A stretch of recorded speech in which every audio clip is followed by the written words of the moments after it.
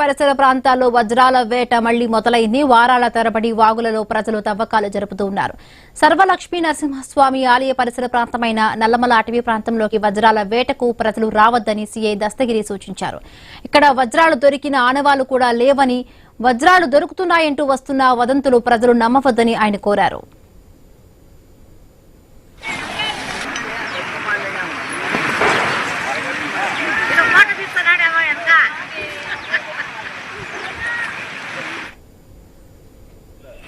పరిసర ప్రాంతాల్లో సర్వనరసింహ గుడి దగ్గర వజ్రాలు దొరుకుతున్నాయని ఈ వంకల్లో కొన్ని వందల మంది వేల మంది వచ్చి వెతుకుతూ ఉన్నారు. ఇప్పటి వరకు ఒక వజ్రం దొరికినట్టు కూడా ఎక్కడ మనకి లభించలేదు. కొంతమంది వ్యాపారస్తులు చిన్న హోటళ్ళు, చిన్న గిన్నె సామాన్లు అమ్మటంలో బాగా వైరల్ చేసి ఇక్కడ వజ్రాలు దొరుకుతున్నాయని బాగా పుకార్లు చేశారు. కానీ ఇంతవరకు ఒక వజ్రం కూడా దొరకదు.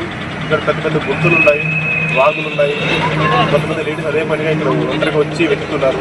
అది వాళ్ళకి చాలా ప్రమాదకరం అని మరొకసారి ఈ మీడియా తరఫున హెచ్చరిస్తున్నాము. ఇక్కడ ఎవరు వజ్రాల కోసం రావద్దు. ఇక్కడ